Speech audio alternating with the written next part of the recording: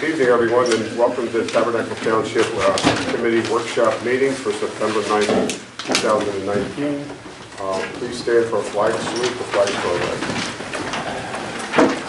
I pledge allegiance to the flag of the United States of America and to the republic for which it stands, one nation, under God, indivisible, with liberty and justice for all.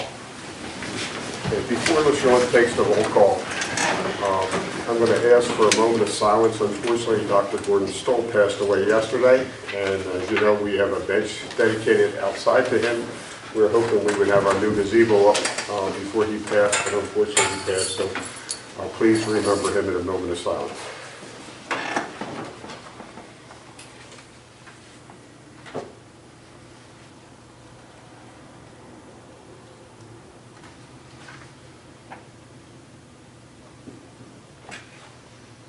Okay, thank you.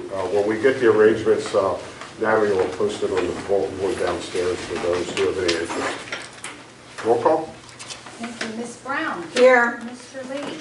Here. Mr. Moore? Here. Mr. Yates? Here. Mayor Martin? Present. This meeting is called pursuant to the Open Public Meetings Law. This meeting of September the 9th, 2019 was included in the list of notices sent to the Central Record, Burlington County Times, and Courier Post, posted on the bulletin board in Town Hall, and has remained continuously posted as required notices under the statute. In addition, a copy of this notice has been available to the public and is on file in the office of the municipal clerk. Thank you, LaShawn. Public comment on agenda items. Anyone from the public?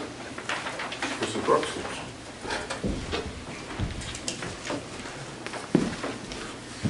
Fran Brooks, 78 Woods Meadow Road. I just wanted to ask a couple questions about the list. This would be page 3, GER 45, Dennis C. Germano, regarding LDD meetings, an LDD meeting. Do we have a contract with this attorney? Or it sounds like he possibly replaced the regular attorney. And so I was wondering if is he a backup attorney, and do we have a contract with him for that position? To replace Mr. Frank when Mr. Frank isn't able to make the meeting. Any other questions, Mrs. Brooks? The other question I have is MUN 15 regarding a mini conference in Mercer County. I'd like to know who attended and the subject of the mini conference. It says municipal clerk, so I'd just like to know if anybody else, if she didn't attend, and if anybody else attended, and what the subject of the conference was. And that's it. Okay, thank you, Mrs. You're Brooks. welcome. Anyone else from the public? Mr. Sunbury? Bob Sunbury, 33 Sleepy Hollow, Tabernacle.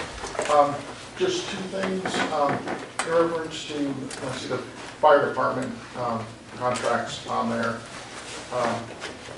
Just I'm hoping we can distribute the old contract and have a discussion about, I guess amongst the township and then with the fire company to talk about what we'd like to do to change and update that. So get input from everybody on that. Second of all, I just want to ask, if possible, could Mr. Lang just clarify whether or not the votes that took place at the last meeting counted for anything? Because we weren't sure if we had a quorum or we didn't have a quorum. So whether or not those votes actually counted, or whether or not we didn't have sufficient that 3 people, if 2 voted positive, did it pass? So that's all I was asking. That's actually on the agenda. Thank you, Mr. Sunbury. Anyone else from the public? It's agenda items only, Joe. Okay, seeing none, we're going to close the public portion. How about we deal with these questions right now, Peter? Do you want to answer Mr. Sunbury's first question about the vote? Sure, I did have some concern at the meeting about that vote procedurally. It's unusual, and so I wasn't really prepared to have that issue, to confront that issue. So out of an abundance of caution, I raised the issue as a potential issue. I looked into it. There was some question regarding our form of government and what is actually required because we have an old form of government under the old act. And so that also raised some issues. And there was some confusion in Pane on that issue. But in any event, our own code here in Tabernacle defines what is a quorum and what is necessary. So it did pass based upon a majority of the quorum that was present. And you'll hear a comment about your fire department question when we get into the workshop. Hey, Doug, could you answer about Dennis Romano? Dennis filled in for David at that meeting because there was a conflict of interest between the applicant and David. So it was a one-time fill-in. Okay. So our attorney was conflicted Yes. because of the application, correct? And do we have a contract with this attorney, or do we need a contract when we go in? We do not have a contract, and I do not believe that would be a Peter question. Okay, thank you. And as far as the meeting, that we're approving the bill for the meeting? You mean the mini conference? Yes, the meeting company. That is for LaShawn to attend on, it's actually coming up this Friday, Okay, September 13th, for a variety of classes that run all day long. okay. Thanks, Rod. Joe, can you pull the bars, can you pull these two tables back so Rodney and Doug and Dan Yeah, sure. and Pete, y'all be looking at Joe. You guys feel like you're part of the group? Yeah. How you guys Talking behind the back. How about that? Yeah, progress. That was cooperation of government. How about that? I feel close to voting. That was on the agenda. Okay. Also, I received a communication from the school this Wednesday on 9/11 at 2:15. They're having an assembly to honor our country and the folks who lost their lives on 9/11. It's 18th anniversary, and they're looking for a township committee representative. I'm not available. Is there someone else from the committee that would like to attend this assembly on Wednesday at 2:15? I know you're all going to be there.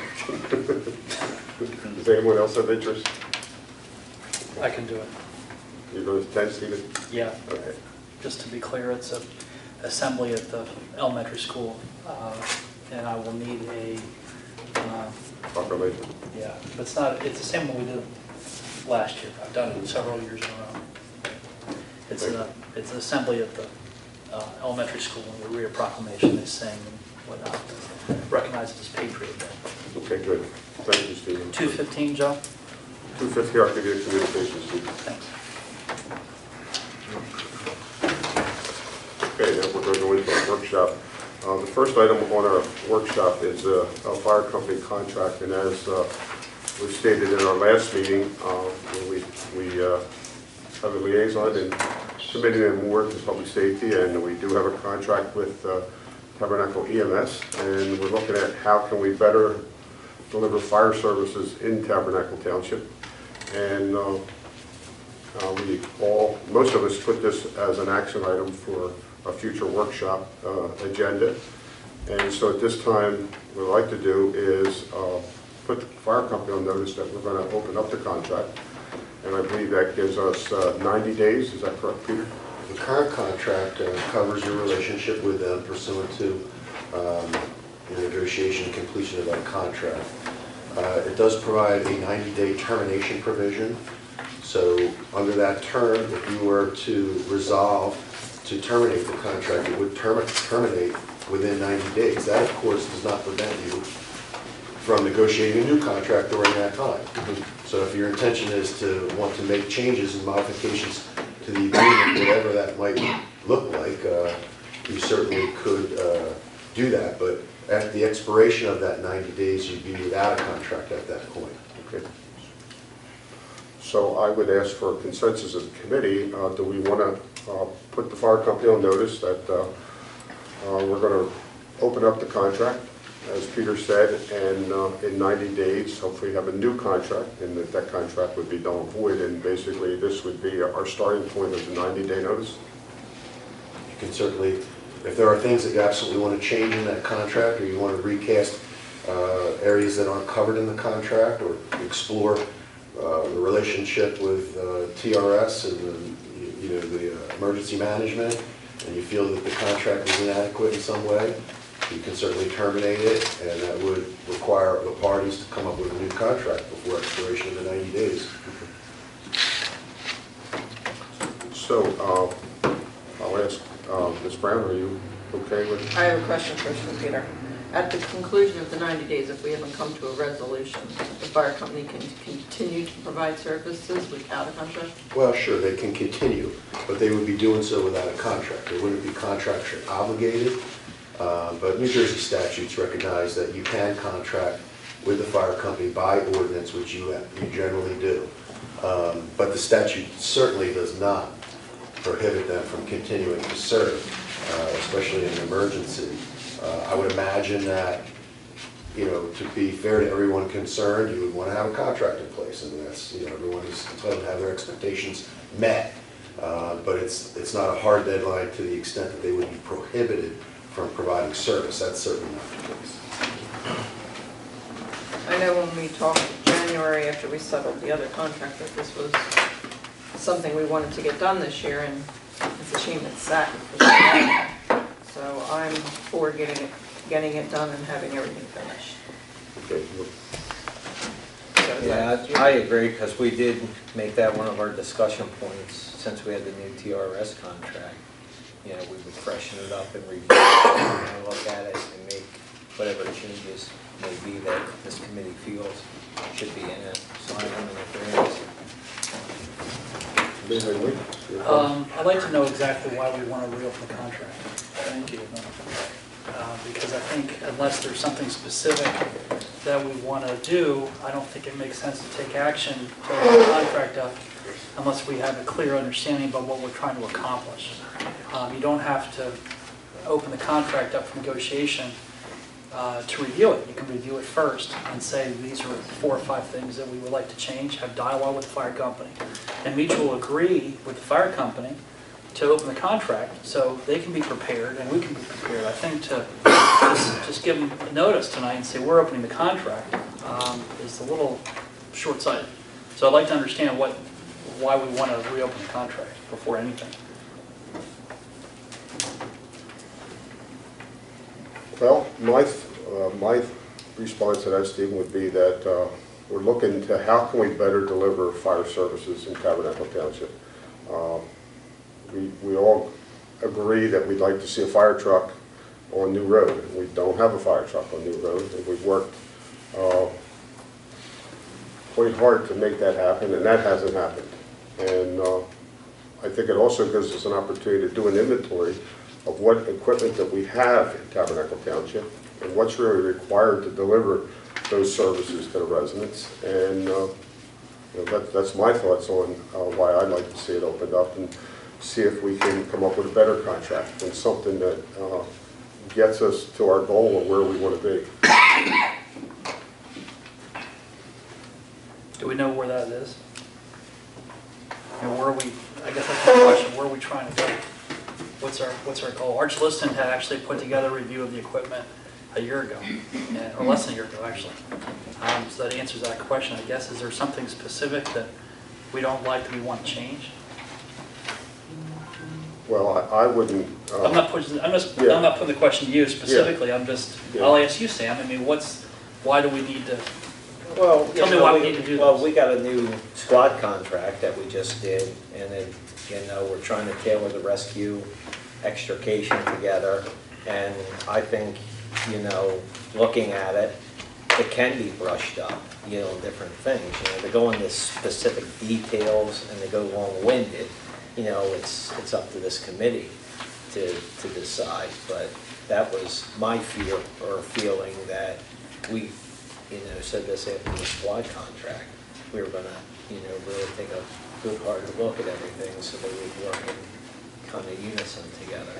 Okay, with that being said, would it be fair to have a meeting with the leadership of the fire company and sit down and talk to them specifically about what we want to do, and then mutually agree that we're going to open the contract and have discussions and then make a decision?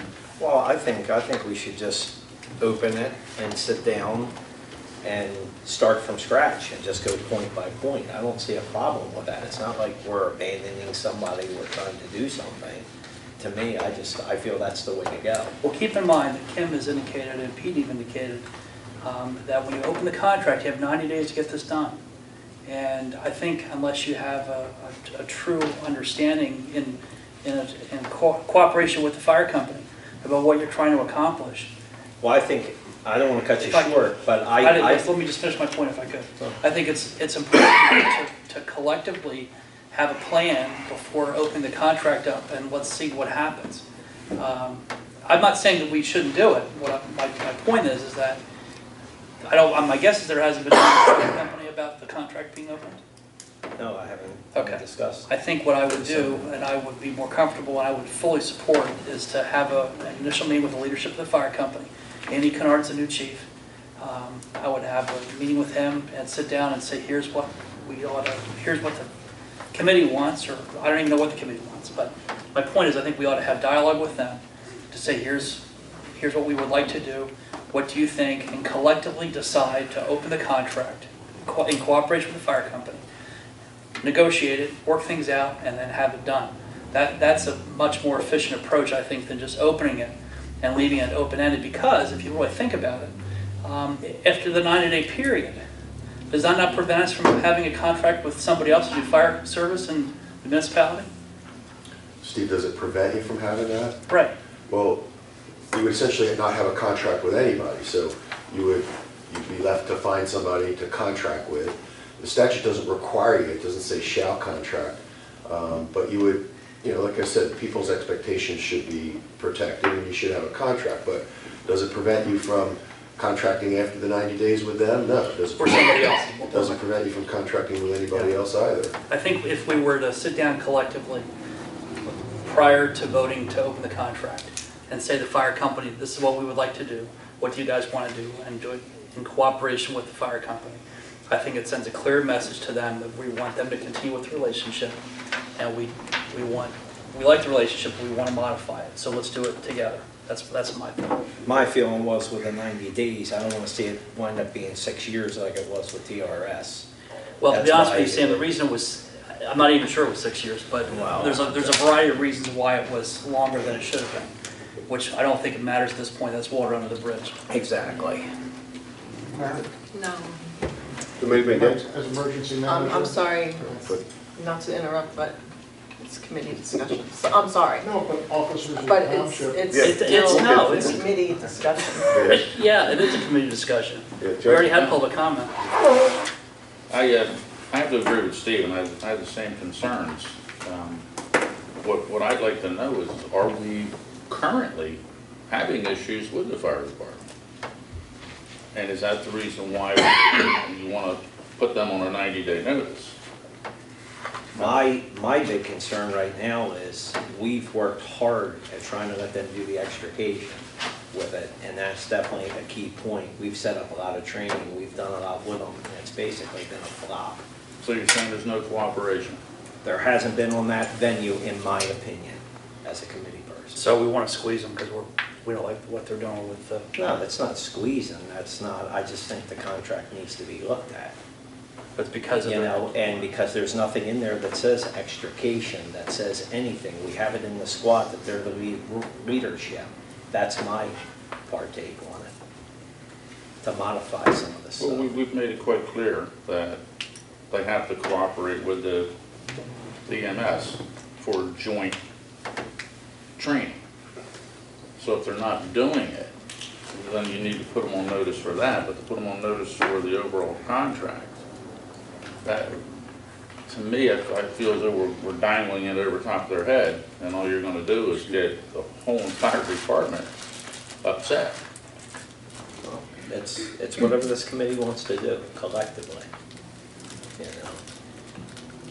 I just think it doesn't hurt to review the whole entire contract. Well, Joe, you had asked me at the last meeting if I would participate in the discussions regarding the fire contract, and I'm happy to do that.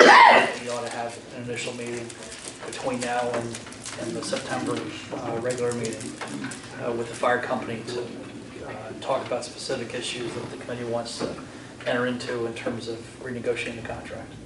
But I don't think that we ought to, well, you know how I feel. My point is I'm willing to sit down with the fire company and go through this process as you requested your last meeting.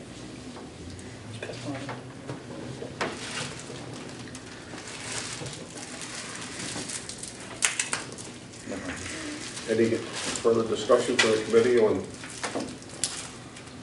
fire company contract? Okay. It's gonna be a matter of what everyone wants. I mean, I think ultimately everybody wants the same thing.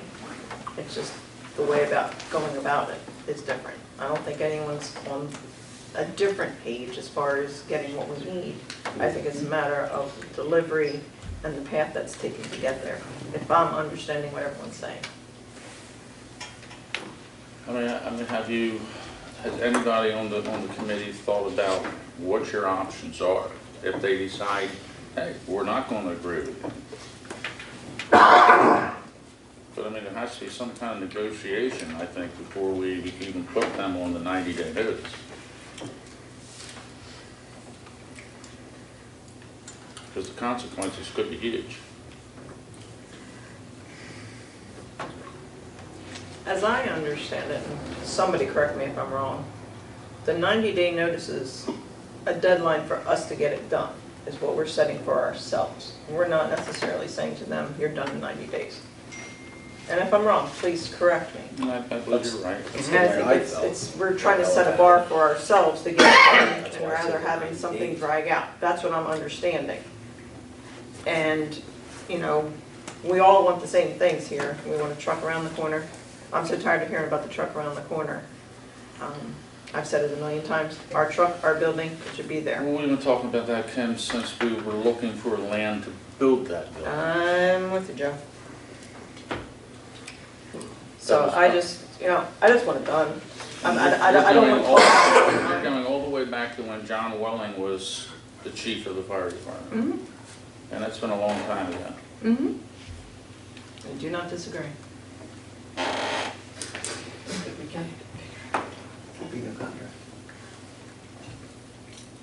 Do you have a comment, Mr. Haynes? After the 90 days, if you put them on notice, I don't want to direct this to Pete, basically there would be no contract in place. Correct. That's correct. So we may have an issue with paying bills for them. Yeah. When you say pay the bills because you're not, We pay certain training bills. We the pay. statute doesn't require a contract to pay, to give them that funds. No, this is not part of the allocation. I'm not talking about the allocation that we give to the volunteer fire company. I'm talking about the fire section, line items within our budget are paid directly by the township. Right. But that's all lumped together at some point when you look at the statute to decide how you're supporting the fire company. That is correct. And you can voluntarily make those payments because they're for a public purpose. Yeah. That would be my concern, is that there's no, right now you have a contract in place that states what the township's responsibility is. Like I said, you're protecting it against people's expectations. But certainly the statutes still contemplate an inability to handle your firefighting needs based upon there not being a contract. From a legal standpoint, I mean, I'm just trying to answer the question without putting my toe into the politics, that, you know, you can make those expenditures so that it's a public purpose.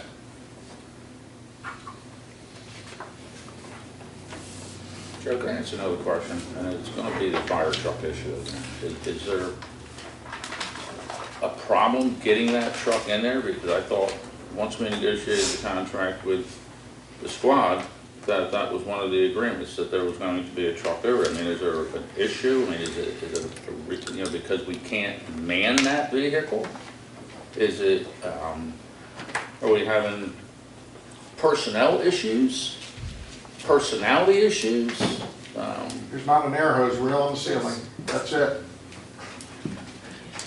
We haven't got the air hose. Bob, you can't talk in the middle of the meeting. I'm sorry, but Kim has already told you once.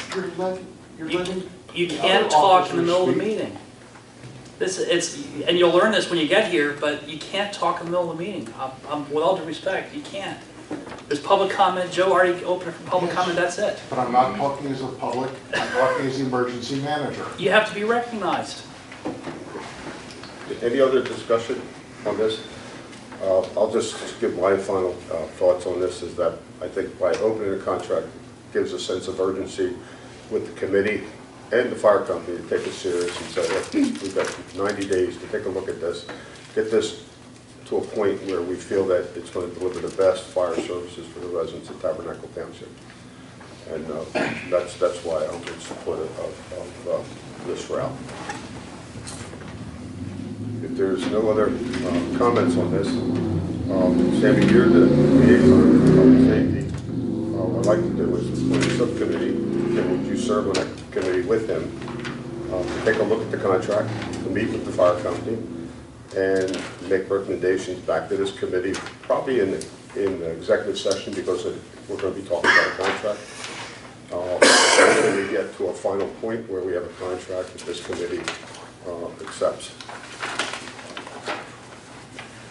I would, but the thing is, I want to, if we do this route, it's got to be something that happens right away. There needs to be conversations right away. Like this week, if possible. I think we need to seriously take this serious to move it forward. I don't think we should be stumbling over anything. I think we have to get it done, get it right, and be done with it. Okay. That's how I feel, because we wasted way too much time to this point on everything. Okay, next item is HUD law compliance with Elmwood Estates. Peter, could you review our ordinance and what Elmwood Estates is looking for here? Joe, I just have a question. Are we taking action on the contract? What exactly? Yeah, we have a consensus of 3 committee members that want to open the contract. Okay, we should have a roll call. You would need a resolution to do that. Yeah, the resolution, roll call vote. Any action administrative would be by resolution. Okay. I didn't interrupt you, I just. That's okay. Close that off. So can I, we don't have resolutions prepared, can we prepare the resolution after the fact? Yeah, you can introduce it by title and pass the resolution. It's an administrative act. Yes. Okay. 2019-102. 2019-102. Okay. And as I understand it from observing the conversation, the resolution would be to exercise your option within the contract terms to terminate it and to provide the 90-day notice, which is a condition precedent to that termination. Okay, can I have a motion for? Well, I just want to go a little further than that, if you don't mind. Terminating, as far as terminating the contract, not the relationship, as far as the language within the contract. So what I'm agreeing to is the contract's going to be different. Whether there's a relationship, that's another, my goal on this is the language within the contract that So it you're gets. exercising your contractual right with the idea. But I can't be clear what I'm That there's going to be good faith supporting. negotiations to renew the relationship with modified terms of a new agreement within that 90-day period. Yeah. So is that encapsulated? Mr. Barton, would it be possible to recognize Mr. Sunbury as, I mean, he is the emergency management coordinator. He does work with every facet in this community. I'd really like to hear what he has to say and his opinion on this. Absolutely. Before there's a vote. Mr. Sundberg? I just As wanted the to, emergency management coordinator, could you give us your okay. professional opinion and expertise? We're Thanks, Joe. encountering a different situation here. We did not have a contract with the rescue squad, which they desperately needed. We have a working relationship in contract with the fire company, bringing us to the precipice of having a non-agreement in the 90-day period with the fire company, I believe creates unnecessary friction within emergency services, such as we had during the negotiations of the contract with the rescue squad. I agree with Mr. Lee and Mr. Yates that it would be far more amicable and beneficial to the residents of this community to have discussions with the fire company about what we would like to see happen in the contract, what changes we'd like to see for the benefit of the community, and have people sit down at the table and then lay the foundation for a future contract or modifying the existing contract, just to keep things amicable and peaceful within the community. And I think the fire company has no culpability, as far as I understand, in why there isn't a truck at the ESP. That's something I'd be happy to talk about, but basically they need an airline for the truck before there's going to be a truck in there. And the hoses are sitting on the floor, not mounted on the ceiling. So that's my 2 cents. I'd rather do it amicably and peaceably than to create conflict. So thank you. Thank you, Bob. Thanks, Joe, for recognizing that.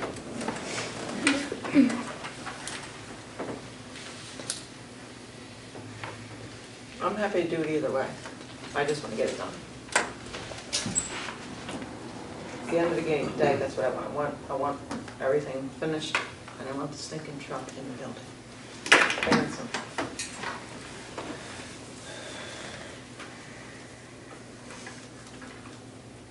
Would you want to still serve on that subcommittee? Can meet with the fire Sure, I'd be company? happy to. And at some point in time, we're going to have to open the contract up? That's fine. I'm all for just getting done what we need to get done in this community and maintaining the safety of the community. So who's going to sit on the Okay, committee? so we really don't need a resolution. We're just going to have a subcommittee of the deputy mayor and committeeman Moore meet with the fire company and see what they can offer to deliver this type of services we want. And of course, as committee members, we can weigh in with that subcommittee. And Bob, you're welcome to weigh in on what you'd like to see in that contract, as well as the rest of our professionals. And hopefully we'll get to a contract that delivers better fire services to the residents of Tabernacle Township. So you firing me and hiring Ken? I mean, I don't care. You're fired again. I got fired twice, 2 different contracts. I'm fine, it doesn't matter, I'm fine with that. Okay. Any other discussion on this before we move to HUD? No resolution. Thank you. Yes, Ms. Brown to pass that down for each member of the committee. What you have there is a packet of information. Is there 5 of them there? I have it on here. Okay. There's a packet of information on this issue. What's happened is we've been contacted by the owner of Allenwood Estates that has wanted to discuss the senior housing designation for Allenwood. I made 5 copies. I should have. Maybe we can share. I was going to share one with Doug. And we'll get you more copies. But we've been contacted by the owner of Allenwood, I should say that Doug has, on several occasions over a period of time. It's been kind of nebulous as to what they really wanted or were looking for. But it was distilled at some point through discussions between myself and the owner. And what it is they would like, I think, the township to revisit its ordinance as it concerns senior housing. And what makes some changes is what they're requesting. I think they want the ability to have some non-age qualified residents. And right now your ordinance requires that every resident be 55 years or older. So what I've provided for you is the relevant documentation. You have Chapter 10 of the zoning ordinance that speaks to mobile homes and senior housing. And so a specific ordinance was passed many years ago to accommodate the existing status of Allenwood as a senior housing community, okay? Why is that significant? Well, that's significant because there are laws against discrimination. And many years ago, President Clinton signed a bill into law that made specific exemptions from the 1983 anti-discrimination statute as it concerned senior housing, and said it was okay to discriminate based on age in the provision of housing if you meet certain requirements because the purposes are laudable and it ultimately doesn't violate the Constitution. So I can only presume that at some point then the township went ahead and passed this ordinance, and with probably the cooperation or in concert with the owner, and ultimately you gave the Allenwood Estates a permit to operate as a senior mobile home park for senior citizens. So that's chapter 10 on the front of the packet that you've been provided. The second document that you'll see is section 1749, which is that portion of the zoning ordinance that talks about mobile home districts passed in 1985. And of course, both apply to Allenwood. So you have a mobile home district, so you have a zone for it. It's a permitted use in the zones. As far as I know, it's the only zone that permits mobile homes in any district. Is Doug certain on that? Do you know, Doug? Can you comment on that? I think it's the only mobile home district in the town. Yes. Right. So they have to comply with their permit requirements for mobile home parks and trailer parks, and they have to comply with the mobile home district, which is unrelated to the age issues, okay? And then just as some background information, I attached a very resourceful Q&A put out by HUD that talks about the Housing for Older Persons Act and what is permitted. And so what they say in there essentially is that in order to qualify as a senior housing project, you have to provide at least 80%, you have to provide regulation and permit requirements that would require at least 80% of the residents to be age restricted, 55 or over, okay? And so there are a lot of other requirements, but what's mostly applicable and germane to tonight's conversation is that age restriction. And so the township can be more restrictive. They can say, you know, the federal government is saying it has to be at least 80% to qualify for the exemption to Title 1983 under the Housing for Older Persons Act. It also requires that the owner of the property complete a survey and obtain an affidavit of residency, basically survey the housing development in order to confirm that they meet that 80% requirement. And there are some other requirements associated with the housing that I don't think are germane to our discussion tonight. The issue here is that I think that what's being requested for the township to consider is a modification of that. Right now, 100% have to be age qualified. And the federal statute says, well, it only has to be 80. All those years ago, your ordinance said, well, it's going to be 100%. I suppose that it's likely that the committee indicated that it would be 100% because of the recitals and statement of intent and purposes, including in the ordinance itself. And so I think they're very germane to read into the record. So if you look at the recitals on the very page 1 of the packet that I gave you, it says that the following matters and things are hereby found, determined, declared, and recited as a basis for the section. The success of leisure villages and other permanent housing restricted to senior citizen is deemed to be evidence of that senior citizen's form of a definite class in response to the provision of housing. So they're saying that, you know, it's desirable to have a class of housing, senior housing, to promote senior housing on some level so that you have a varied amount of housing in your community. Section B says there are many senior citizens who cannot afford or do not desire to live in senior citizen communities composed of permanent housing, but of whom the opportunity to live in mobile homes at a mobile home park restricted to senior citizens would meet a public need and be conducive to their welfare. It goes on to say there are no senior citizen mobile home parks within a reasonable proximity to the township. It says the Township Committee of Tabernacle, with its rural setting and proximity to metropolitan areas, contains within its boundaries ideal locations for such senior citizen mobile park. And lastly, again, in the intents and purposes, it indicates that one park would be sufficient to meet any present or future anticipated needs for such a park in the township, and would be preferable, both from the facilities it could afford to patrons and from a municipal administrative standpoint, than several parks. So that's why the township did it in the first place. They said senior citizen housing is important for us to have, and since the statute allows us to have it and have it age restricted, we're going to put it in this mobile home park in order to provide that amenity, that type of housing for your community. The argument would be people get older, their kids set down roots in the community, they can't afford to live in the community when they go under Social Security, or they get older in life, and this provides an opportunity for them to live close to their family or in a community, a rural community, that they might not otherwise have that opportunity. So your decision to create that housing and to provide it was consistent with the zone, which allows a mobile home park in the area, okay, and also recognize that it was something that you wanted to do. It was the only location, and I think it is the only location in Tabernacle for senior housing. And so it's likely that that formed the basis for the township determining that our requirement is going to be that it be 100% age-restricted persons. Not one person can live there that's not 55.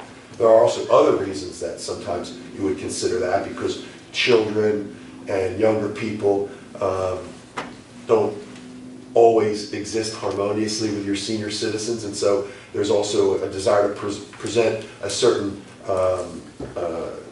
environment for the seniors. And so, however, the federal statute only requires that you require 80% B. You can be more restrictive, and you are. And so that, I think what's being requested is they would like you to allow and permit some people that are not age 55, that are under 55, to be permanent residents of that community. Okay, and they would like you to consider modifying the ordinance to permit that. That would necessarily reduce by potentially up to 20% the amount of senior housing that's afforded by that location. It also brings up the issue as to whether or not that particular mobile park has to be age restricted. And the answer is that under your current regulation, it does not have to be age restricted. So the owner could elect at some point to say, you know what, I'm not going to be age restricted anymore, and I'm going to allow everybody to move in. Now, I think that that would be necessarily a conflict with your ordinance, but that would be an issue. You know, there could be a decision on their part to pursue not having it be age restricted at all. And, you know, I don't know what the remedy would be there other than to consider a zoning change to make it crystal clear that you're only going to allow age-restricted housing in that area. So I think the committee has to decide whether or not they would like to accommodate the owner and look at that restriction. I'm concerned that that could be a slippery slope if the committee is intent on making sure that there are senior housing opportunities in the community, because there are no others, okay? And whether or not that would change the face, the environment out there that many of the seniors probably currently enjoy. So that's the issue that needs to be discussed, and the committee has to determine whether or not they want to modify that and grant some ability to have non-age restricted residents, or whether they want to say, hey, we have such limited senior housing, and we did this for good reasons, and we want all of that opportunity to be available to our seniors, and we don't want to change the makeup of that community. Most age-restricted communities are 100%. You know, even those that are housing, you know, there's rare that there's a hybrid, but the federal statute does permit it, and I guess that's what's being asked to be explored. Doug, is that how you understand it? That's pretty much how I understand it. What the situation occurs, it has temporary, in situations where an older resident is by themselves and they need a caregiver. That has been allowed for a short period of time until they can make arrangements, unless it's a family member. That seems to be a short-term situation that has happened down there as ongoing, that the residents haven't had a real issue with, so it doesn't end up in our lap until later on. when there's another issue, and then I hear, well, last year they had their daughter came for 6 months. You know, but we don't usually hear about that beforehand. But in this document, it's asking 80% of the occupied units. So there's roughly 100 units down there. So that would be 20 of those units. And with 2 people in a unit, you could end up with 40 people under 55 in that neighborhood. I mean, what they've come and talked about, and Bob's defense is that they have, usually it's one person who's on, one's 55 or older and one's just under, you know. That's been the past. The last one he's come to me with is they're both over 50, but neither one are 55. But it's a slippery slope. It's your age. Yours too. I think the township the committee ought to seriously consider referring this question and for input to the LDB. They are your planning board. They make up your master plan.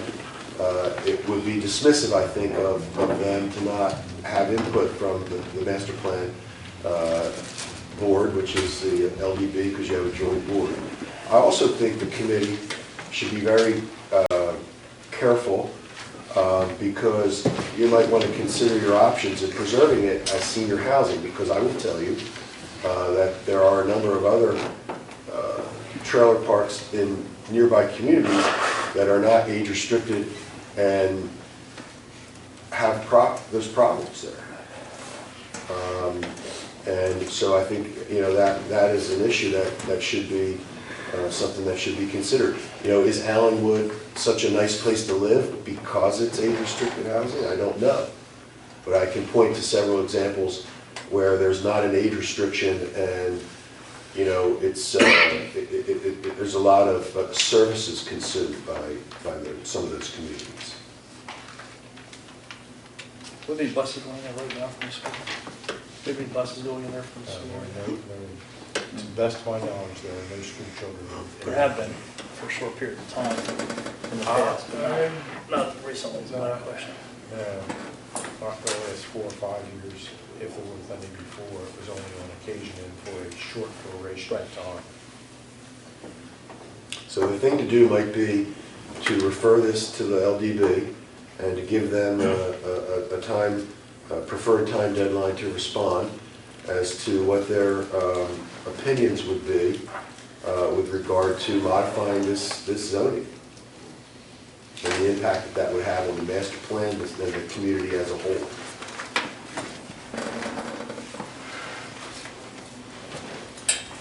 Doug, I understood the same situation that you did, that there is someone over 55 that needs assistance. And they're looking for a caregiver to live there that would be under 55 to provide that assistance. And maybe that's an opportunity for the LDB to look at, Maybe that's the do exception. you provide that opportunity? You say, okay, you're still going to have someone, because there's only 2 per unit. You could say 80 or 90% of the units must be totally occupied by age-qualified individuals, and up to 20% or 10% could be occupied by one person that's age-restricted and one person who's not. Which makes sense. And actually, what the mayor just touched on was letter C under the Greenberg. Adults under 55 of age and because of physical mental ability are dependent upon under supervision care of occupants. I think the other thing I would change, I agree with you that I think that moving to the LDB makes sense. The only other thing I would add to this is the letter A. It talks about a husband and wife. I think I would add domestic partner to that also. This is just your current Yeah, ordinance. right. So it would be an occasion to revisit and sure, if we're going to make modifications, you would look at those kinds of things and Right. modernize it as well. But I think it makes sense to send it to the LDB. I agree with that. Another scenario that I know takes place is where you have a parent or guardian who's over 55 that's caring for an adult child who could be 40 with special needs. maybe that's something we can look at, how do you accommodate those two situations by ordinance and yet not open it up to just anyone. There are some nuances there that would have to be looked at. The current statute says 80% must be age qualified.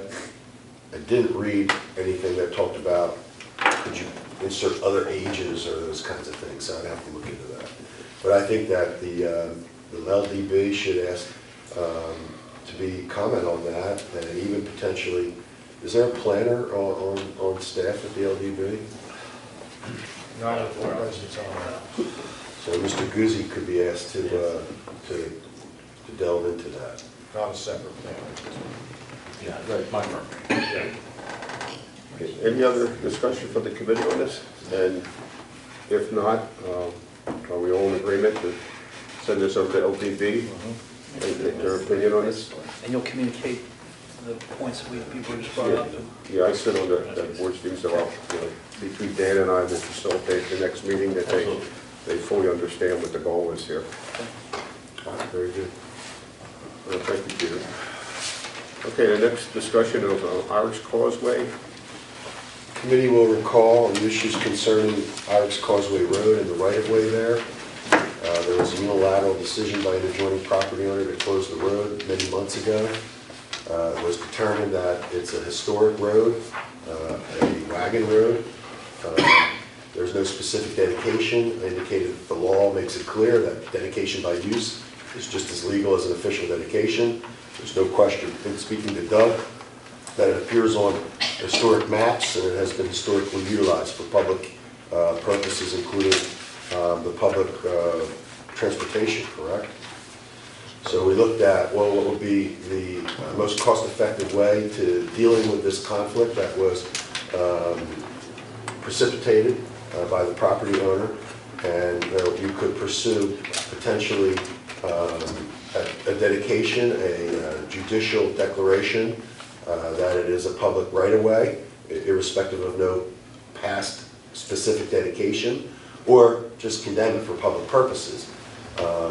And my belief was that from an economic standpoint, the latter might be the better choice, because the township's right to condemn it is unbridled, as long as there's a public purpose, and clearly there would be. That morphed into a decision by the committee to say, well, what would happen if we wanted to offer this right-of-way and see if the adjoining property owners wanted to essentially purchase it as a way of allowing the township to justify vacating the roadway, and in view of long discussions with Mr. Kramer about its frequency of use, any other problems that are created, its access to other properties. And so we invited the adjoining property owners to comment concerning any interest in doing that, paying for the right-of-way. And only one of the property owners offered a token amount for that. The rest of them just rejected that flatly as a concept. So I think that the committee needs to determine what is, number one, in the public interest. The main thing was that there was a lot of illegal ATV use, and vacating the public right-of-way was going to curb that.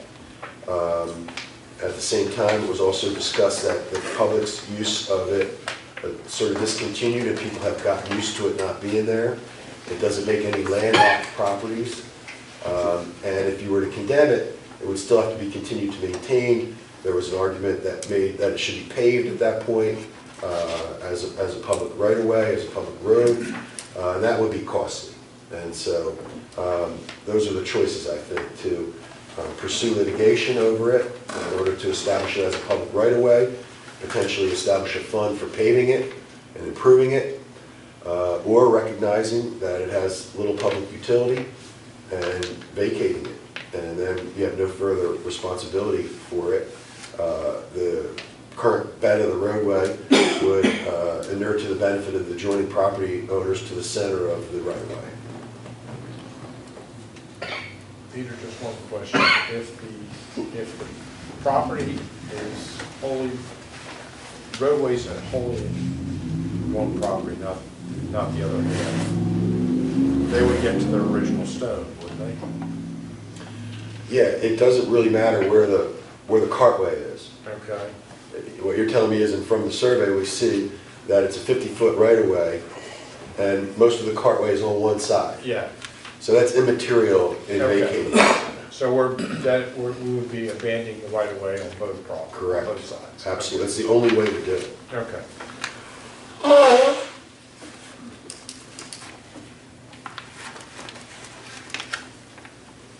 And Peter, I heard you say that several residents had no interest.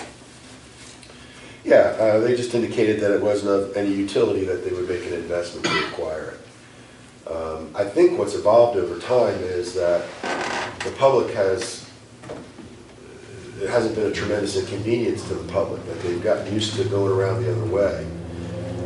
This illegal ATV use is still an issue, and economically, I mean, is it worth it to make any improvements to that roadway? Do you need it for a public purpose? And if the answer is no, then, you know, the economic choice is to just say it's not of great value for public purpose. It's not being used now. It hasn't been used in months.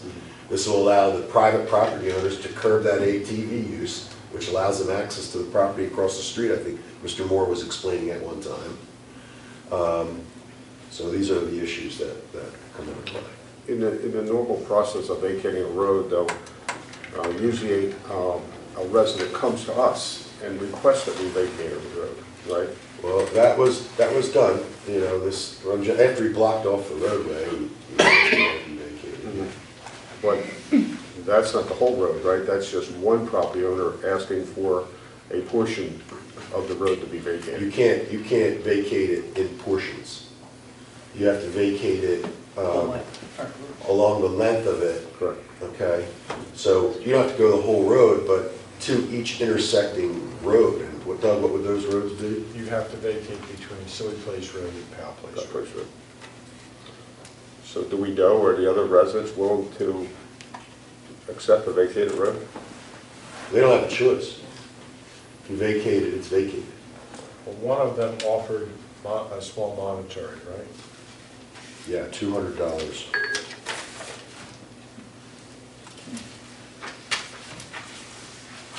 So I'm sure they would accept it. The person who's blocked it, I'm sure would accept it. And the cartway's on $100. those properties, not on Delanco's. Delanco's is still woods, even though the right of way goes. So how many property owners are between those two roads? Three? Delanco's got all one side and then one property on Suey Place and one on Powell Place. I think it's an economic decision. You know, does it provide utility that would cause you to spend thousands of dollars, no matter what choice you make, on whether to vacate it? Mayor, can we recognize Mr. Sunbury for a moment, please, for a question? Sure. Bob Sunbury, Office of Emergency Management. Any thoughts about emergency response for residences that are on the eastern side of Sweet Place Road? Not really, since they're both accessible from the other two major roadways. And the road itself, being in an unimproved state, may not be safe for the vehicles to use. You know, unless we're looking at the forestry vehicles, which, you know, those things are rough and tumble, but I wouldn't want to necessarily take a fire truck through there. You know, out of respect for their equipment, but you can reach it from the streets, so that should be okay. Okay. I'd also like to recognize Chief Jackson, if we could, please. Okay, I have a question for Bob while Bob's Yep, still up. right ahead. I want to ask George the same question. Okay, Bob, if we were to not vacate it and improve it, does that provide a benefit to emergency services? And if so, how valuable is it? Not an artery road. No, I mean, it's funny because when this top stopped up, I was doing post-disaster and my GPS told me to take that turn. And I went to take it and here's a log in the middle of the road. I'm like, what? And I just, you know, drove to the point and came back and, you know, about another 2 minutes, so it wasn't a really big deal time-wise, but I was like, holy smokes, you know, it's actually on, you know, Yahoo and Google Maps as a road. I was using the GPS and it said turn here, and there was a log across. Brings you to the point.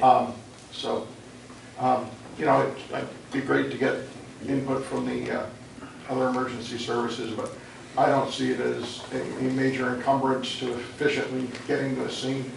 Okay. Chief Jackson?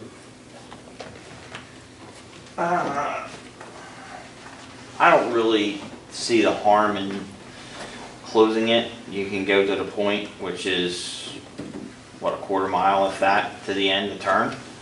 I mean, I just don't like the fact that somebody just arbitrarily closed the road in town, and I hope that this doesn't set precedence for other people to do that. Exactly what I thought. You know, that's the part that bothers me the most. I mean, as far as impact on our response, no.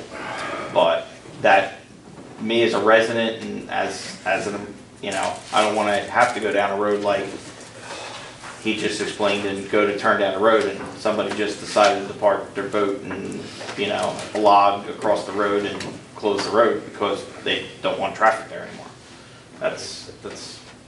Rudy and Stu, from a fire company standpoint, any problem vacating that road? Would you prefer to see the road open? I mean, Rudy, you tried the trucks, right? You and both of you, right? Yeah. You see a problem going down the Sweet Road and making the turn to come back around, or would you rather go through there?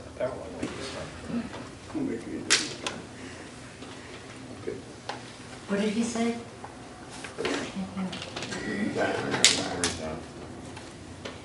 So you're okay going to Sweet Road and making the turn? You don't see a problem with that versus going down Irish Causeway, coming up Powell Place and turning left on Irish Causeway to go to Sweet Road? No problem? Okay. The one issue is that it comes out to a point, so it's a heck of a turn to try to make a swing.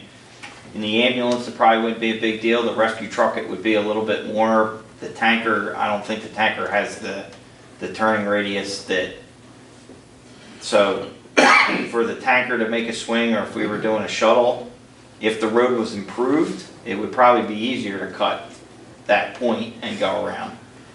You know, use Irish Causeway instead of going up to the point and trying to make that swing around.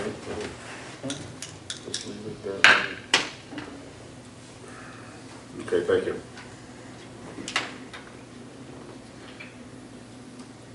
So do we want to litigate it and pave it, or do we want to vacate it and turn it over to the residents that live on the street? I say vacate it, because to go through, we got plenty of roads that we need pavement on, and I think the value of it after hearing everyone speak, that's my personal opinion. I just think vacate's a very short stretch. It's not bad. It's not like miles of roadway. Well, if you're going to vacate it, then you have to, at some future point, you know, past my tenure on this board, you have to consider addressing the intersection of Suey Place and Tabernacle. Because like Chief Jackson just said, I mean, I don't know how many people on this board have been down that road. That's a heck of a turn. And it's on the Especially in a curve. hurry. That is a heck of a turn. And it's on the curve, right? So if you have to basically go down there and try to do a K-turn to complete that turn, you've got traffic coming from Jacksboro around that curve. And that's a major thoroughfare coming out of Chatsworth. It's a cut through. So, I mean, you're actually putting people, to me, you're putting people in harm's way if they can't make that turn. Now they have to stop, they have to back up, like you're saying, to make the K-turn. It's in the future, you have to consider reconfiguring That's got the that triangle, intersection. right, Doug, if I remember correctly. And did it 100 times. Yeah, to a point, so that you would, It's like this. you would have to rotate it around, bring it out. Yeah, but I mean, it's got an Similar island, to I what think, you for did the to- turn, I think. That's only the one way. It doesn't? No. I always thought it And there's a did. fence there. Well, plus right off the new road Well, where, we did. I thought I had a triangle. Patty Boger. right, It goes We right have through to the put front. that in terms right, you'd have to consider, yeah, you'd have to consider doing something in the future. you could turn it towards and So- probably be safer. Playing devil's advocate, which one would be cheaper? Improving that road, leaving it and improving it, or having Mr. Guzzi reconfigure it? I think we have enough of a right-of-way there to accomplish that without taking more property, until you look at it. But like I said, I'm playing devil's advocate. You would have to do something. Because you may open yourself up to a lawsuit, because if residents have to come down to that intersection and then make that left, and they can't fully make it, and there's a car coming, I mean, are we creating a hazard by closing the road, vacating the road, I should say?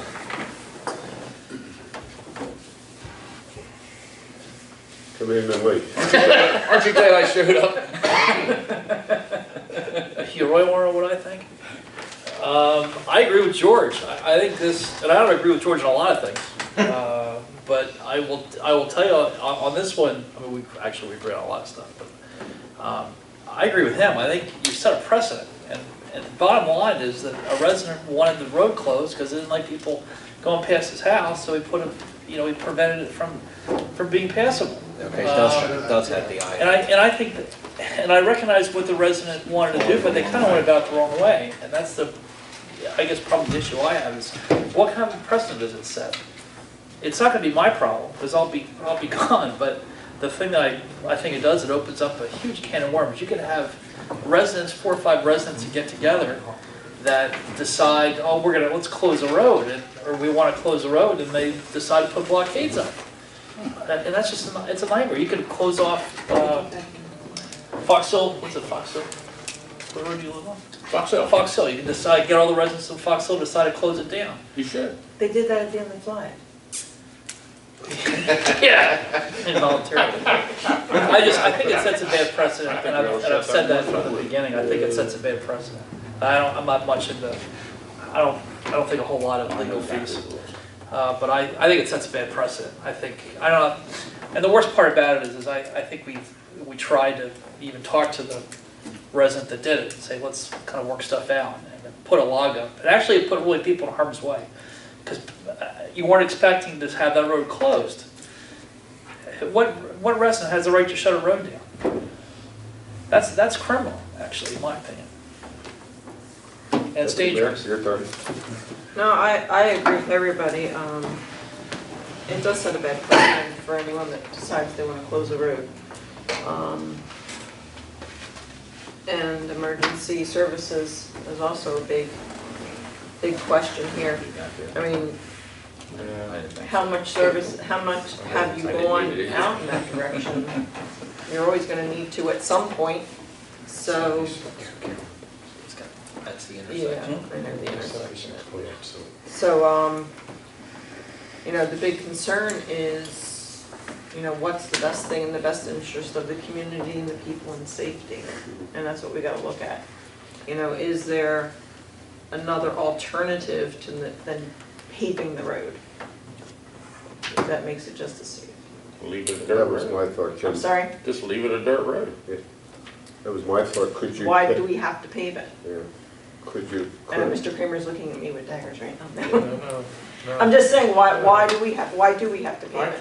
It's very hard for me, given where we are with our drainage needs and our existing road needs, to justify paving that. Right, so that's why I'm questioning, do we Yes, even need to? Yes, would it be nice if it was 26-foot wide paved across there? Yes, it would be. But at what cost? Because it's not a paved road now, it's in the Pinelands.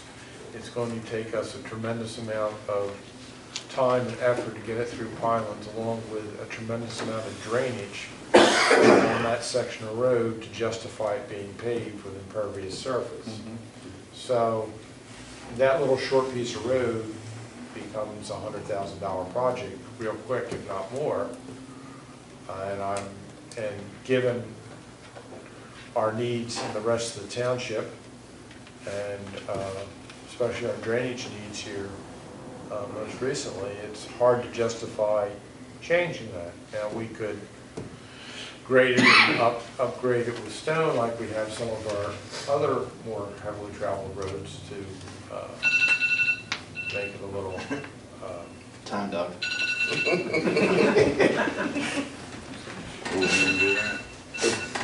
I would just leave it the way it is. Charlie graded it on a monthly or bi-monthly basis on whatever the need was up there.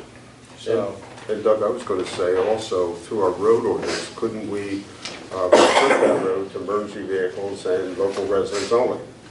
So that it's not a road that's going to be used by the whole township, but it gives you emergency access?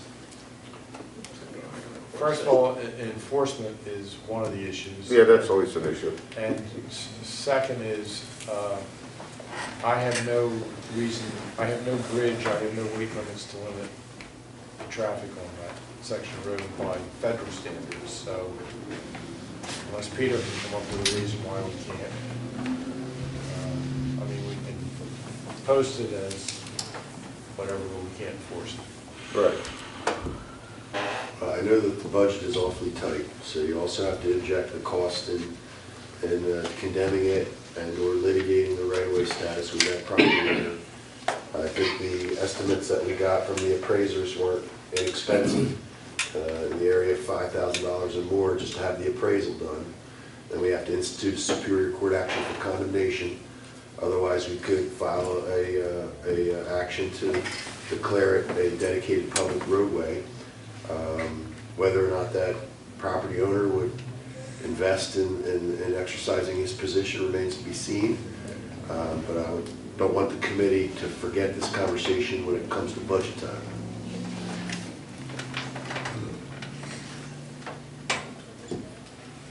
May I ask a question of Peter? If we go to court and it's $5,000 to get it appraised, and we're going to assume that it's an acre price, whatever that is, the purchase price, any kind of estimate on what you I think expect that? it to be very nominal, it's So an the big- undevelopable parcel, and I just don't expect it to be of any significant value. Okay. And you think going to court would be more than the $5,000 to? Well, it's impossible to say. It's going to take a lot longer, I think, the way the court works. Now, the individual may decide not to retain an attorney, may not decide to fight it, in which case it would be more simply performed. If it was contested all the way to a trial with respect to valuation, we'd have to pay for our expert to testify at that trial. That would be in addition to the original estimate, the appraisal. Instituting litigation to quiet the title, to settle it as a public right-of-way, isn't really probably much different in the way of cost. But it would probably take longer because as a civil action, it wouldn't be on any expedited track in the Superior Court.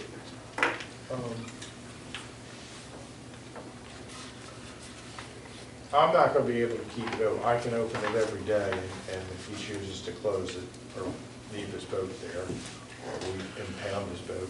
He's got a pile of wood there now. So, yes, I have bigger toys, but, after a while, it gets expensive going out there every day and cleaning up what he puts in the road. And takes away from a limited time where we have to do everything else we need to do. Well, that also goes back to what Mr. Lee said, you can't be held hostage as a committee either, I understand that. But I think, the decision should be primarily driven by economics. Is the public utility associated with that right-of-way justify tens of thousands of dollars in expense at this point in time? And that doesn't include paving it. So Peter, the issue is, this property owner believes they own the property, correct? Well, he has a survey that shows his property line going to the center line of the road, or he has the property. He has a property marked on the opposite side of the road. Well, Well, because the center line goes to that side of the road, right? Yeah. So he takes the convenient position that it includes his property, that there's no public right-of-way. So, as we have discussed before, public right-of-way can be created in a number of ways. Modern way is to have a public dedication in the form of a subdivision approval or other public dedication. And it's recorded in the deed books and for everyone for perpetuity to know that's a public road through an official action by a public entity, condemnation. Here, because of the unique historic nature of the road, there is no condemnation in that fashion. The condemnation is by use, and the law recognizes that.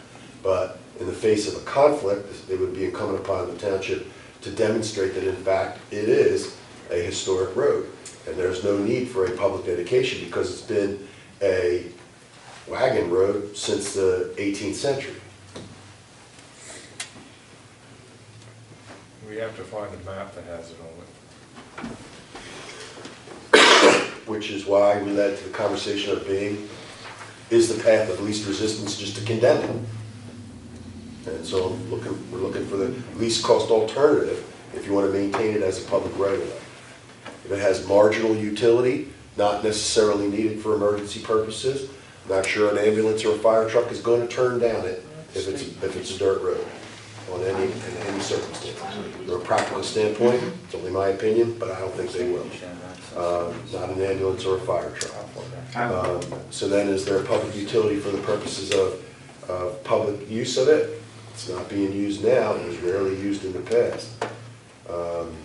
So again, I'm with Steve when he says it's a bad precedent, we can't let people just close a road unilaterally, but at the same time, there's an economic utility associated and cost to do something else.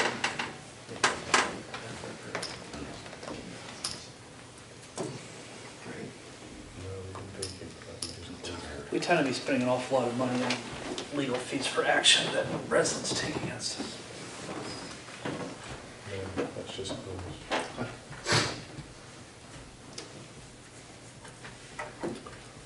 Would someone like to make a motion to either litigate and reclaim this road or vacate it?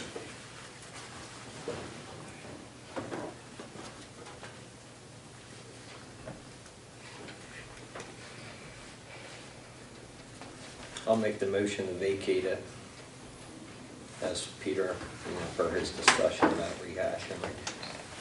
Okay, is there a second?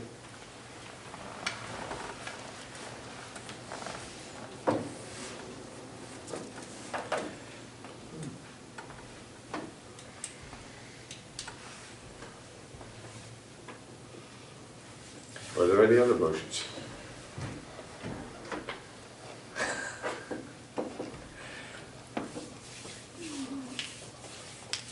It's a tough call no matter which way you do. Yeah. Because It is. you don't want to set the precedent, and you don't want to spend the money. Yeah. So it's double-edged no matter which way you go. You can leave it the status quo.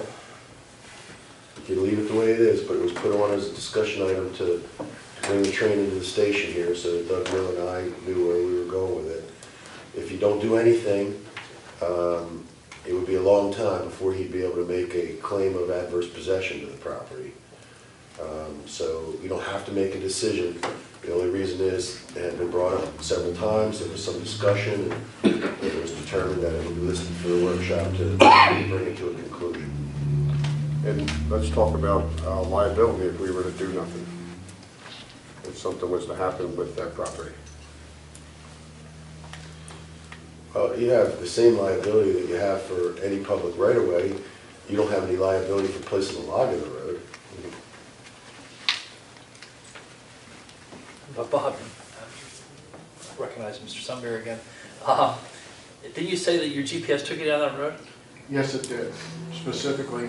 And I turned to go in there, and there was a road. So, Yeah. yes, I could have hit that log, but then I would own his property in the future as opposed to be suing the township. Yeah, that's true. But somebody could get hurt. I mean, it's greatly disturbing to me from an emergency management perspective that anybody would have their own volition without the township being involved, block a road, and it is an active road on maps. Sam, how far back does the forestry maps go? Like years wise? I mean, are they still from 56, 58? Yeah, we do have some older ones up there, I don't know. That have the road on it, you mean? That may have that road on it. Sure. I mean, that's a possibility. You can go back even on the line and find topo maps from way back when. A lot of them go online now on GIS. And you can go back years. The reason why I'm asking that question is that would answer Pete's question, to find a map. I think there are maps that depict it. You know, I think it's an old wagon road. Doesn't the You tax have map? Google Maps right now. Tax map's already got it. It should, it should. It's Google Maps. And Google thinks it's a road for a reason. Yeah, They're drawing that from other maps. What you're trying to It's on find. Google Map. that's it. Exactly. Well, I've always said we're on solid ground. The question It's was, how much you what wanna is pay our for it. objective? And are we going to achieve that objective at a reasonable cost? And is there public utility to that, to doing so? I think one of your arguments would be that it would be a hindrance to emergency services if that road was abandoned.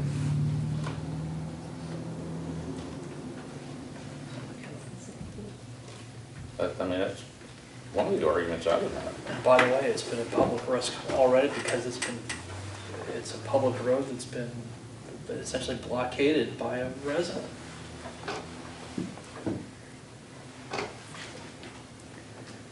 It's a public safety threat right now.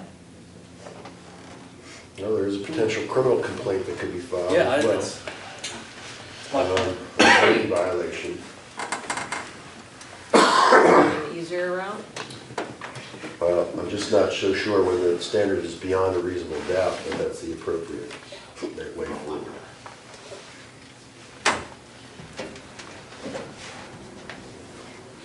If our stance is it's our road, Oh, I don't No, think no. there's any real question there. our stance is it's our road, they're blocking our road. We cite them for blocking our road. They come to court. They have to prove to the judge why it's not our road. No, we have to prove that it is our road. All right, and we are gonna pull up Google Maps and we're gonna see our causeway going straight through. It's on tax maps. Tax That's on map, the so tax that's map. what I'm saying to you. So you come to court and you're It's gonna on win the Georgia's battle phone. in court. There's a We just compelling statute for it. argument there There's for criminal sure, statute yeah. for it. So why do we have to do anything else? You don't necessarily, you could Then why don't we pursue. just go that route? I like that idea. Why don't we do that? It's easier. Less time, less money. Well, I think in discussing that internally, that wasn't an option that we wanted to pursue, but we could see how that goes and file a complaint or ordinance violation, illegal closure of the road, and There we have. take it to court. Are we gonna be able to hear it in our court, or are we gonna be referred to another court? You'd be able to hear it in your court, right? Excuse me. I'm in favor of that. Sam? Like I said, my big concern is I just don't want to turn this to be into a big legal fee matter. No, we're just gonna take it to our court, our court. Yeah, so basically, the zoning officer would cite them for a zoning violation, and they would have to come to municipal court and answer that complaint.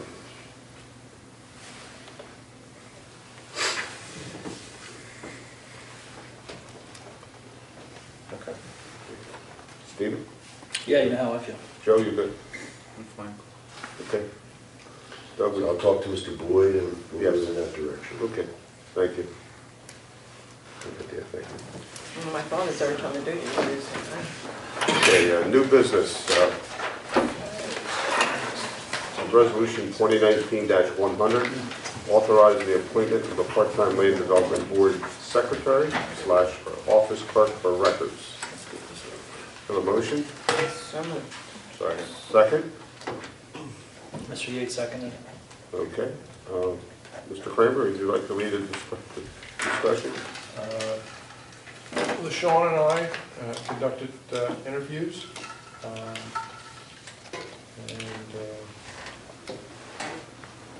selected Pauline Kennedy as the most qualified person to be interviewed to take a part-time position. Okay. He has years of experience, teaches a records class that were one of our main objectives. So is very qualified. Any discussion from the committee? Just the definition of part-time. How many hours? It will be under 30. Under 30.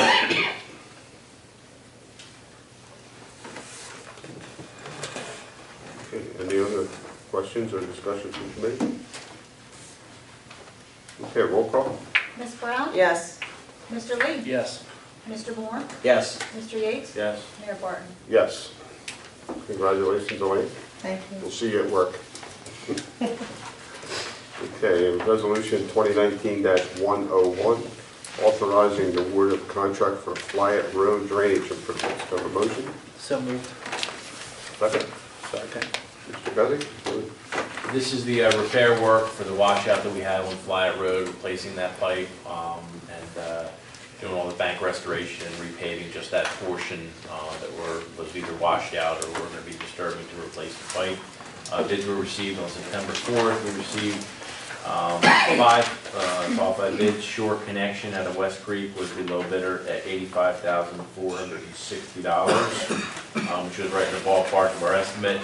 We have applied for potential funding for this, I think, Doug, right, for reimbursement? Well, we were in line for the FEMA stuff, except we didn't get approved. The county didn't get approved overall as a FEMA event. Okay. So we're looking at other possible funding as mitigation funding. So that's where we are. We really, the work needs to get done. There's, the roads remain closed. The idea was to get this out as a solo project, not combine it with anything else, so we can get it done as quickly as possible. When are they supposed to start? Pending award, we'll reach out to them tomorrow for a schedule. Did you get that scheduled to the committee? Yep. Can't we hear can you see. back here. I'm sorry? Can't hear you back. I'm sorry, I asked them to get the schedule to the committee so we would know what the process Great. time Thank frame you. would be. Thank you. And once we get that schedule, we'll get it to both the school districts. And right now, they realize that it's not going to be open for a while. Any other discussion? Roll call? Ms. Brown? Yes. Mr. Lee? Yes. Mr. Moore? Yes. Mr. Yates? Yes. Mayor Barton? Yes. Before we do public comment, we're going to approve the bills. Can I have a motion to approve the bills? So moved. Second. Roll call? Ms. Brown? Yes. Mr. Lee? Yes. Mr. Moore? Yes. Mr. Yates? Yes. Mayor Barton? Yes. Okay, public comment. If anyone from the public has a comment, please come forward, state your name and address. Mr. Sunbury? Bob Sunbury, 3360 Olive Drive, Tabernacle. Just in reference to the request regarding Allenwood Estates, I looked at the exceptions for section 10-1.8, and I happen to be familiar with the exemptions that or the exceptions they have over at Leisure Town, and this is almost word for word in concert with the same things that are happening over at Leisure Town, because the elderly folks need people to come in and caregive them. Many of them need 24-hour care. So I don't see this as trying to change the nature. And again, being somebody who moved into a 55 and older community, however, I'd have to leave my wife behind. I do understand some reasonable requests that are being asked here, and I don't see this being anything different. We're not asking to change it from a 55 and older. We're just asking it to mesh with people's way of life in this day and age. So I understand, sending over to the Land Development Board, but I hope it's represented as a request to make the ordinance support today's way of living, not asking us to change the nature of the community in any way, shape, or form. Thank you. Thank you. Anyone else for the committee? Mr. Brooks? Stuart Brooks, Moore's Meadow Road. Excuse me, I'd like to hear from you, Mr. Mayor, if there's any progress from meetings you've had with DOT regarding the Carranza Road. Since our last meeting, I haven't had any further communication with the DOT. Or any plan? Pardon me? Or any plan? I'm waiting for a response from my last communication with NJ DOT. Okay, thank you. I also am happy to hear regarding the fire contract reopening that cooler heads prevailed and it was decided to open up on a more friendly basis rather than to move to terminate the contract and then begin discussions.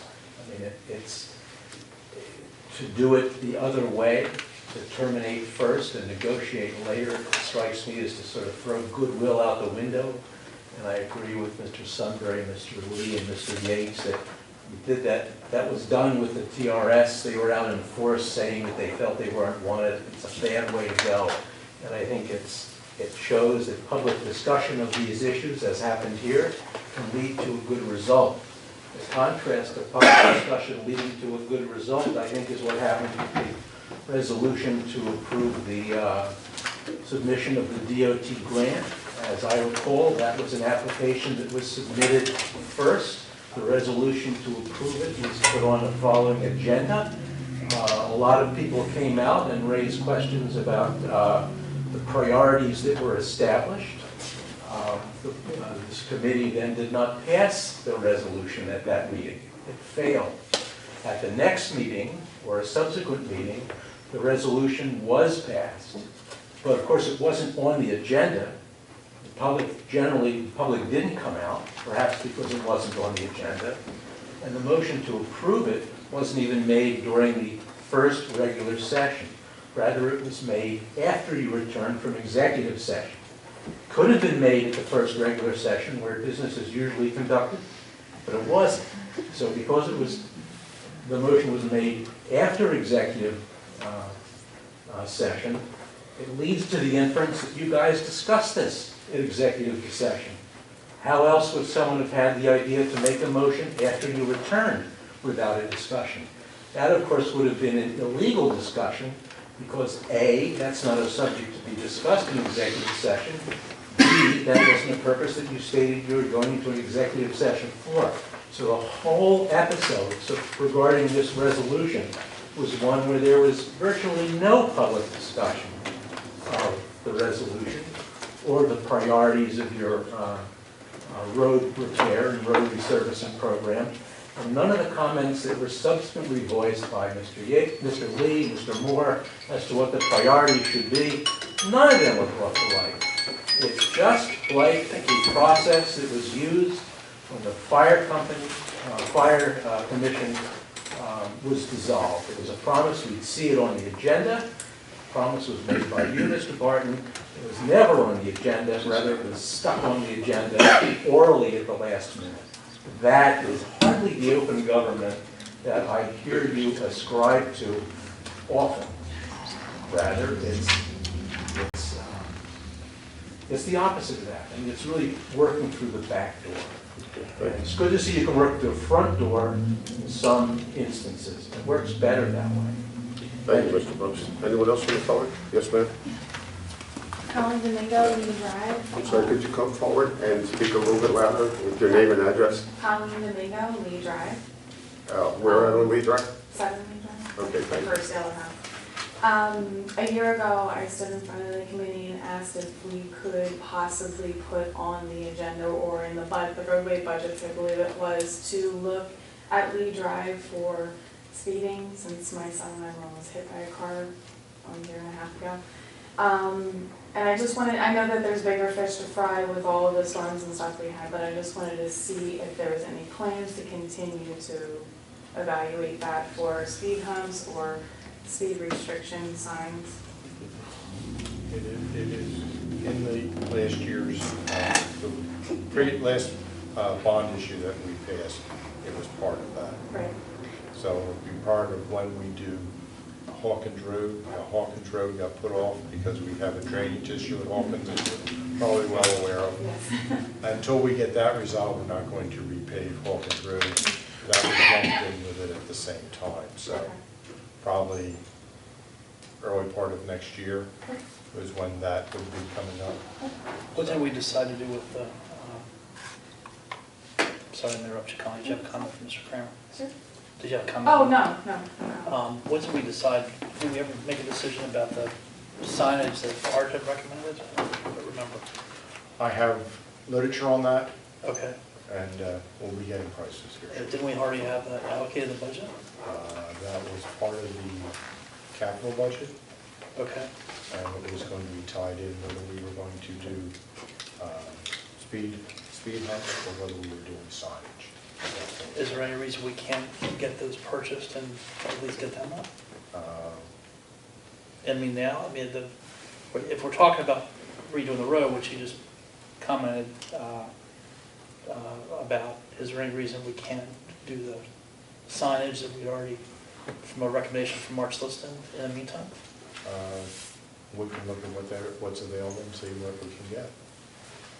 I mean, that would at I least- just got to pull a number off from the current budget. Okay, I mean, that would at least give us Rather than the capital budget. something in the meantime as opposed to just waiting for. I mean, I sympathize with this woman, I mean, because, I mean, I Colleen.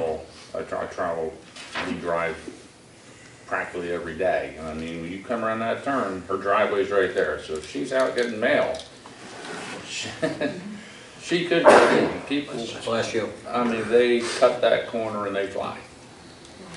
Our attempt to adding stop streets at the cross streets has not, That doesn't work. hasn't They, slowed. no, they go. How's they- enforcement been? They go right I through. knew that the state troopers was on that for a while. I remember this was a discussion years ago. No, they don't. They No. No. They they were have there. not been out there recently, they're not aware Put of. it this way, I mean, I almost got hit by a school bus coming down It's bad. Balkan Road. I mean, they were moving. And I'm trying to make a left onto Lee, and I went, ooh, I better reconsider this. Can we get signed quotes by next week? Yeah. And we can make a decision? Okay, anyone else from the public? Thanks, Mrs. Colin. Brooks? Fred Brooks, 78 Wars Middle Road. Mr. Lang, this is a question for you. Do provisions in our township code supersede state law? No. You don't, okay. So regarding the ordinance that you adopted, under Title 40, 41A-101, which has to do with ordinances, expressly associated with ordinances, it says very simply, majority of the whole, it can only be passed by a majority of the whole number of the board.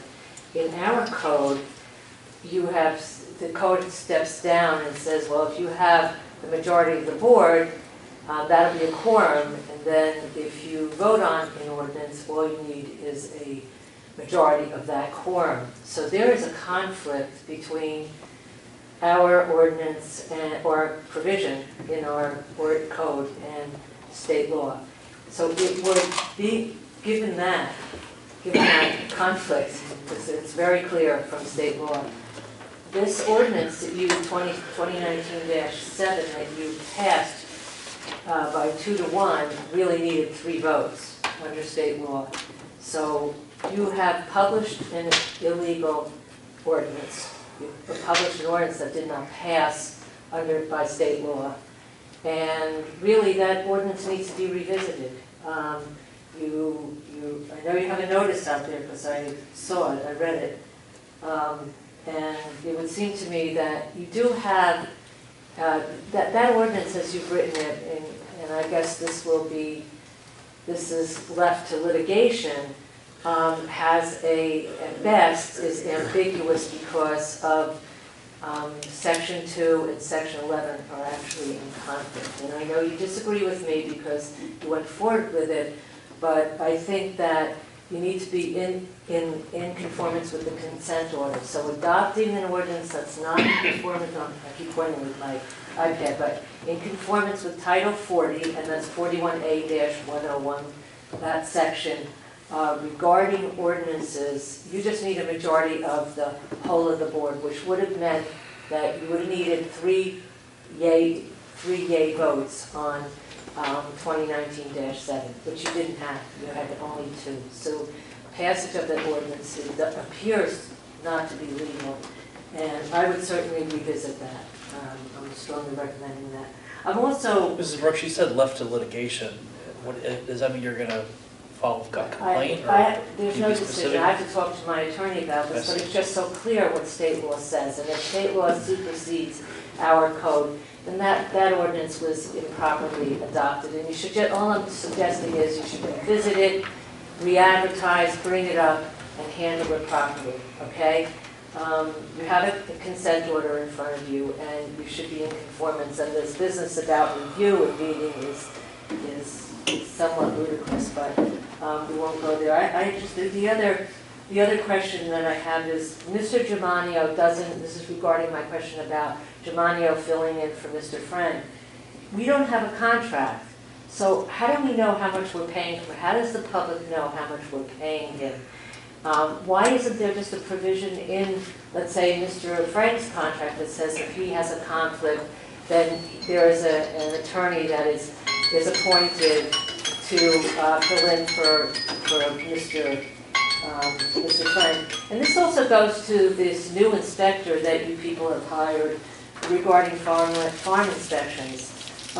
One, that was not done by resolution.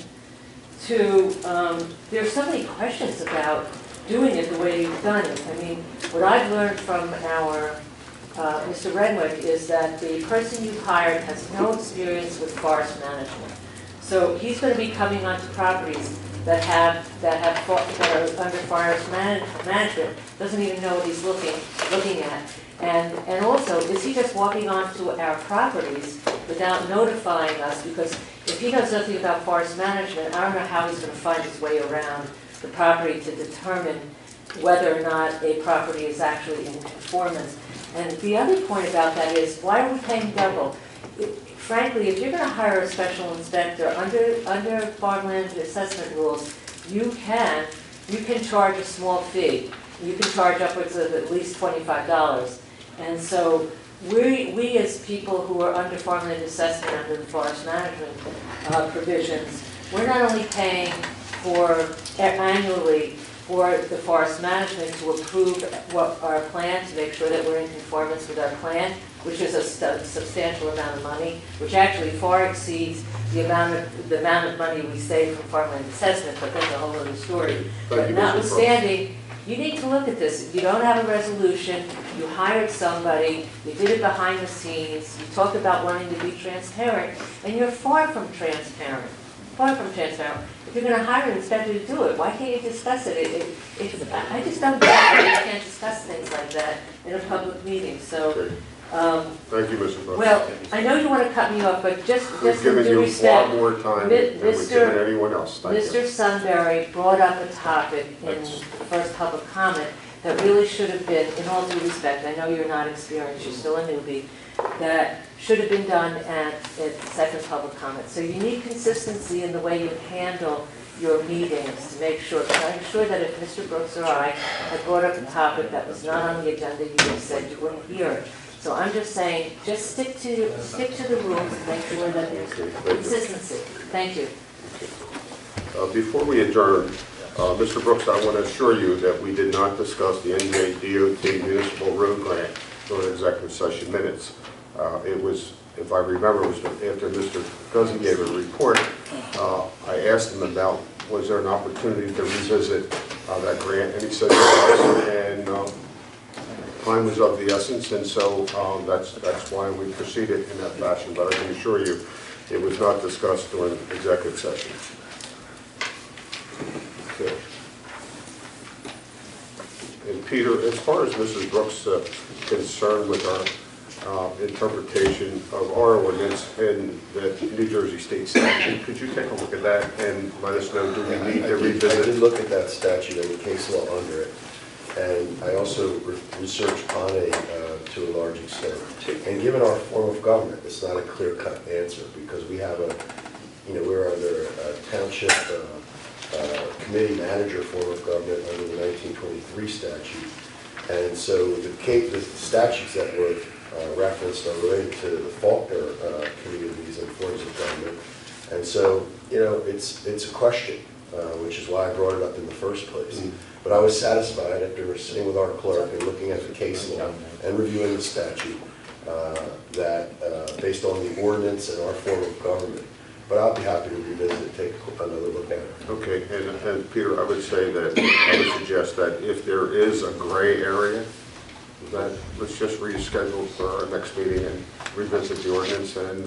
Well, there is a bit of a gray area. Yeah. So, if the committee would be, if you want to republish it and take another vote, as a remedy to prophylactically prevent against any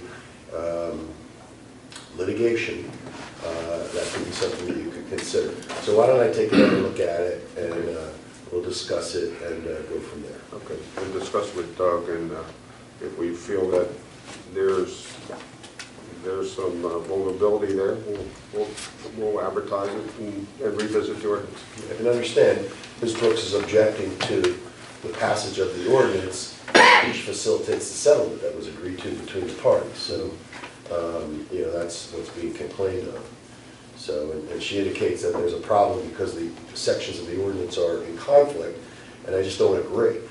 You can review minutes and not meet less than quarterly. You know, meetings and review of the minutes are not the same thing. You know, members of that subcommittee could review the minutes and make a recommendation to pass them without having a meeting. It was just required quarterly to have the meeting. So it was felt that, you know, that was, again, being proactive, you know, meet at least quarterly, okay? And so I don't see the conflict that they see there. So that kind of trivial nuance to the language is now the subject of potential litigation over the passage of the ordinance, which was done to effectuate the settlement with her. So I'll look at it. Thank you. And Doug, as far as Mr. Germano's fee, that is the same fee, if I'm not mistaken, of what? That's the same fee. He gets the same fee as Mr. Franks. It's no different than what you'd have if Lois Downey couldn't come to court, or if Pete couldn't be here. Sure. We've done that. It's you know. It's also not unusual to, in more developed towns where there's a lot more activity at the land board, to have a conflict attorney appointed, much the same way you have a conflict public defender appointed to cover that.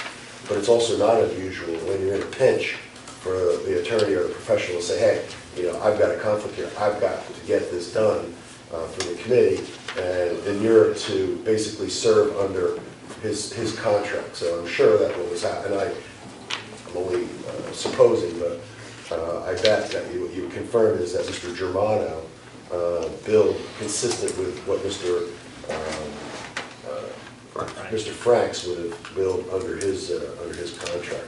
And again, I think it was done in an effort to keep the business moving forward. So. We don't pay the bill unless it's the same amount. Yeah. I mean, it's just the way it is. But at the same time, you know, in future years, you know, you could consider asking the professionals to include in their contract and have appointed the ability for them to have a stand-in. I don't know whether that's in Mr. Frank's contract or not, you know. It is. But again, you know, that's something that can be done. Motion to adjourn? So moved. All in favor? Aye. Aye.